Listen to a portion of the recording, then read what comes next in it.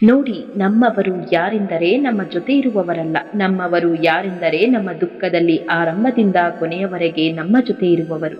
ನೆನಪಿಟ್ಟುಕೊಂಡಿರಿ, ಸುಖದ ಸಮಯದಲ್ಲಿ ನಿಮ್ಮ ಜೊತೆ ಯಾರು ಸೇರಿಕೊಳ್ಳುತ್ತಾರೋ ಅವರು ನೀವು ಇಷ್ಟಪಡುವರು. ಆದರೆ ಯಾರು ದುಃಖದ ಸಮಯದಲ್ಲಿ, ಸಮಸ್ಯೆಯಲ್ಲಿ, ನೋವಲ್ಲಿ, ಒಂಟಿತನದಲ್ಲಿ ನಿಮ್ಮ ಜೊತೆ ನಿಂತಿರ್ತಾರೋ ಅವರು ನಿಮ್ಮನ್ನು ಇಷ್ಟಪಡೋರು. ಈಗ ಯಾರನ್ನು ನಿಮ್ಮವರು ಮತ್ತು ಪರಕೀಯರನ್ನಾಗಿ ಮಾಡಿಕೊಳ್ಳಬೇಕು ಎನ್ನುವ ಆಯ್ಕೆ ನಿಮ್ಮದೇ. ಬದಲಾವಣೆಗೆ ಹೊಂದಿಕೊಳ್ಳುವ ಸಾಮರ್ಥ್ಯವೇ ಬುದ್ಧಿವಂತಿಕೆ. ಯಾರು ಎಷ್ಟು ಬೇಗ ಹೊಸ ಪರಿಸ್ಥಿತಿಗಳಿಗೆ ಒಗ್ಗಿಕೊಳ್ಳುತ್ತಾರೋ ಅಷ್ಟು ಯಶಸ್ಸು ತಮ್ಮದಾಗಿಸಿಕೊಳ್ಳುತ್ತಾರೆ. ನೀವು ಯಾರಿಗೆ ಏನನ್ನು ಕೊಡುತ್ತೀರೋ ಅದನ್ನೇ ಪಡೆಯುತ್ತೀರಿ. ಸಮುದ್ರ ತನ್ನ ನೀರನ್ನು ಮೋಡಗಳಿಗೆ ನೀಡಿತ್ತು. ಮೋಡವು ಮಳೆಯಾಗಿ ಸುರಿದು ನದಿಯಾಗಿ ಹರಿದು ಪುನಃ ಸಮುದ್ರಕ್ಕೆ ಸೇರಿತು. ನೀರಿನಲ್ಲಿ ಶುದ್ಧ ನೀರು ತೆಗೆಯುವುದು ಕಷ್ಟ. ಸ್ವಲ್ಪ ತಾಳ್ಮೆ ವಹಿಸಿದ್ರೆ ಕೆಸರು ಅಡಿ ನಿಂತು ಶುದ್ಧ ನೀರು ಹೊರ ಬಂದೇ ಬರುತ್ತೆ. ನಮಗೆ ಕಷ್ಟಗಳು ಅವಮಾನಗಳು ಎದುರಾದಾಗ ಸ್ವಲ್ಪ ತಾಳ್ಮೆ ವಹಿಸಿದ್ರೆ ನಮ್ಮ ಕಷ್ಟಗಳು ಅವಮಾನಗಳು ತಿಳಿಯಾಗಿ ಒಳ್ಳೆಯ ಕಾಲಗಳು ಬಂದೇ ಬರುತ್ತೆ. ಒಳ್ಳೆಯವರಿಗಾದ ಮೋಸಕ್ಕೆ ಭಗವಂತನೇ ಉತ್ತರ ಕೊಡುತ್ತಾನೆ. ಕಾದು ನೋಡಿ, ಒಳ್ಳೆಯವರು ಯಾವತ್ತೂ ಸೋಲಲ್ಲ, ಕೆಟ್ಟವರು ಯಾವತ್ತೂ ಉದ್ಧಾರ ಆಗಲ್ಲ. ಪ್ರತಿಯೊಬ್ಬ ವ್ಯಕ್ತಿಯ ಜೀವನದಲ್ಲಿ ದೇವರನ್ನು ಹೊರತುಪಡಿಸಿ ಈ ಜಗತ್ತಿನಲ್ಲಿ ಯಾರೂ ತನ್ನವರಲ್ಲ ಎಂದು ಪೂರ್ಣ ಹೃದಯದಿಂದ ಭಾವಿಸುವ ಸಮಯ ಬಂದೇ ಬರುತ್ತೆ. ಸುಮ್ಮನೆ ಕುಳಿತವರು ಹೆಜ್ಜೆ ಗುರುತನ್ನು ಮೂಡಿಸಲಾರರು. ಹೆಜ್ಜೆ ಗುರುತನ್ನು ಮೂಡಿಸಬೇಕೆಂದರೆ ಎದ್ದು ನಡೆಯಲೇಬೇಕು. ನೆನಪಿಟ್ಟುಕೋ, ಜನರ ಆಟದಲ್ಲಿ ಮೋಸ ಇರಬಹುದು, ಆದರೆ ದೇವರ ಆಟದಲ್ಲಿ ಮೋಸ ಇರುವುದಿಲ್ಲ. ಯಾರಿಗೆ ಏನು ಸಿಗಬೇಕೋ ಅದು ಸಿಕ್ಕೇ ಸಿಗುತ್ತೆ. ಎಲ್ಲರದ್ದು ಕೇಳು, ಎಲ್ಲರಿಂದ ಕಲಿ, ಎಲ್ಲರಿಂದ ತಿಳಿ. ಯಾಕೆಂದರೆ ಎಲ್ಲರಿಗೂ ಎಲ್ಲವೂ ತಿಳಿದಿಲ್ಲ, ಆದರೆ ಎಲ್ಲರಿಗೂ ಏನಾದರೂ ಒಂದು ತಿಳಿದಿದೆ. ಧರ್ಮದ ಮಾರ್ಗವು ಖಂಡಿತವಾಗಿಯೂ ಕಷ್ಟಕರವಾಗಿರುತ್ತೆ, ಆದರೆ ಅದು ಅತ್ಯಂತ ಸುರಕ್ಷಿತ ಮಾರ್ಗವೂ ಆಗಿದೆ. ನಿಮ್ಮ ಒಳ್ಳೆಯತನವನ್ನು ಸಾಬೀತುಪಡಿಸಬೇಡಿ. ನಿಮ್ಮ ವ್ಯಕ್ತಿತ್ವ ಬಲಿಷ್ಠವಾಗಿದ್ದರೆ ಕಾಲವೇ ನಿಮ್ಮ ಯೋಗ್ಯತೆಯನ್ನು ಜನರಿಗೆ ತಿಳಿಸುತ್ತೆ. ನಿನ್ನದೇ ಆದ ಗುರುತನ್ನು ನೀನು ಬಯಸಿದರೆ ನೀನು ಒಬ್ಬಂಟಿಯಾಗಿ ನಡೆಯಬೇಕಾಗುತ್ತದೆ. ನೊಂದುಕೊಂಡು ಕೊರಗಬೇಡ, ದೇವರಿದ್ದಾನೆ. ಆದಷ್ಟು ಬೇಗ ನಿನ್ನ ಕೆಟ್ಟ ಸಮಯ ಬದಲಾಗುತ್ತೆ. ತಾಳ್ಮೆಯಿಂದ ಇರು, ಕಣ್ಣೀರು ಹಾಕಬೇಡ. ನಿನ್ನ ಕಣ್ಣೀರಿನ ಪ್ರತಿಯೊಂದು ಹನಿಯು ಭಗವಂತನನ್ನು ತಲುಪುತ್ತೆ.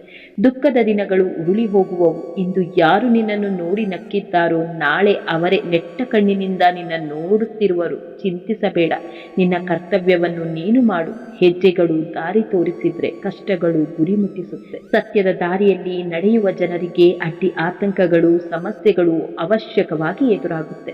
ಆದರೆ ಪರಮಾತ್ಮನು ಅವರ ಜೀವನ ದೋಣಿಯನ್ನು ಎಂದಿಗೂ ಮುಳುಗಲು ಬಿಡುವುದಿಲ್ಲ.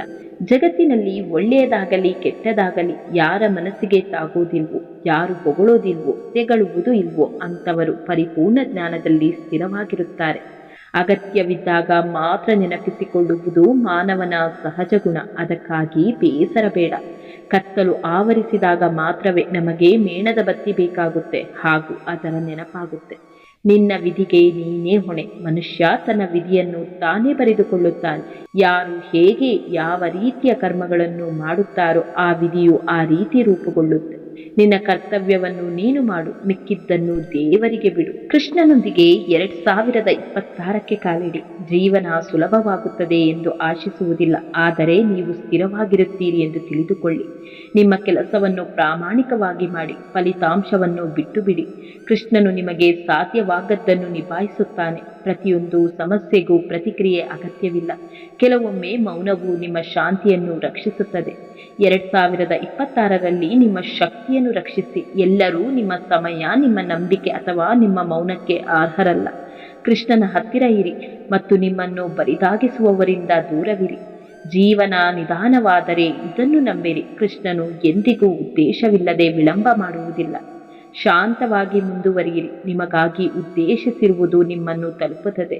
ಕೃಷ್ಣನು ನಿಮ್ಮ 2026ರನ್ನು ಮಾರ್ಗದರ್ಶನ ಮಾಡಲಿ. ಕಡಿಮೆ ಭಯ, ಹೆಚ್ಚು ನಂಬಿಕೆ, ಶಾಂತ ಶರಣಾಗತಿ.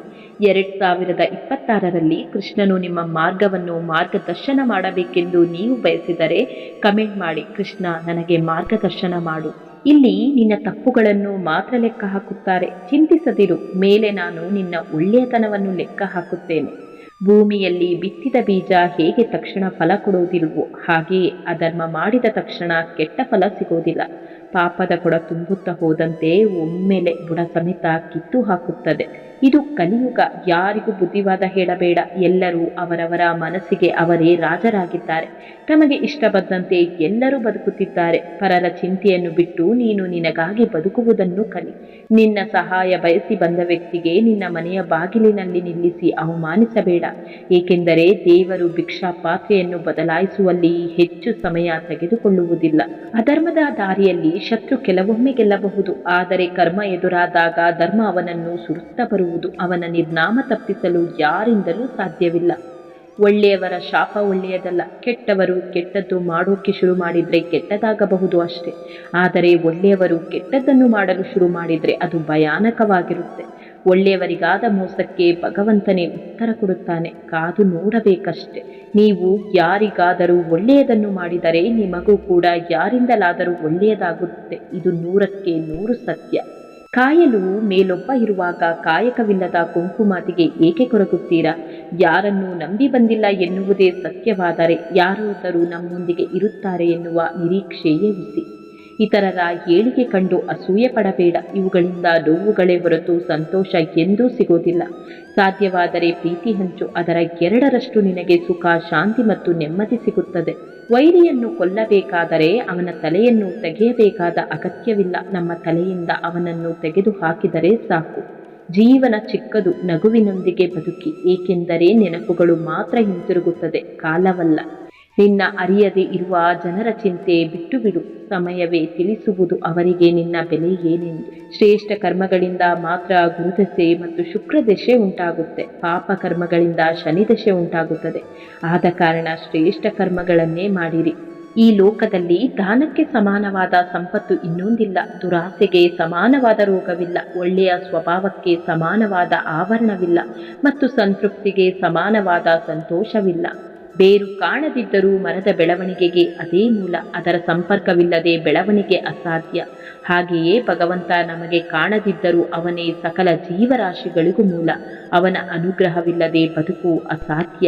ಭಗವಂತ ನಿನ್ನ ಪ್ರಾರ್ಥನೆಗೆ ತಕ್ಷಣ ಪ್ರತಿಫಲ ಕೊಟ್ಟರೆ ನಿನ್ನ ವಿಶ್ವಾಸವನ್ನು ಇನ್ನೂ ಗಟ್ಟಿ ಮಾಡುತ್ತಿದ್ದಾನೆ ಎಂದರ್ಥ. ನಿನ್ನ ಪ್ರಾರ್ಥನೆಗೆ ತಕ್ಷಣ ಪ್ರತಿಫಲ ಸಿಗದಿದ್ದರೆ ನಿನ್ನನ್ನು ಪರೀಕ್ಷಿಸುತ್ತಿದ್ದಾನೆ ಎಂದರ್ಥ.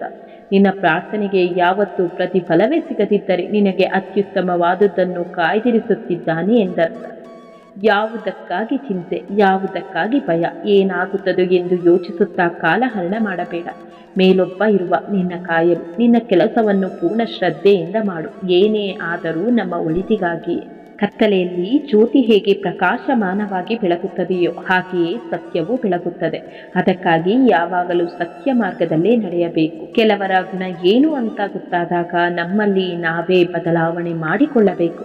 ನಾವು ಖುಷಿಯಾಗಿ ಇರಬೇಕೇ ಹೊರತು ಅವರನ್ನು ಬದಲಾಯಿಸಲು ಹೋಗಬಾರದು. ಸುಮ್ಮನೆ ನಮ್ಮ ಸಮಯವೇ ವ್ಯರ್ಥವಾಗುತ್ತದೆ. ಇದೇ ನಮಗೆ ಜೀವನ ಕಲಿಸುವ ಬಹಳ ಮುಖ್ಯವಾದ ಪಾಠ.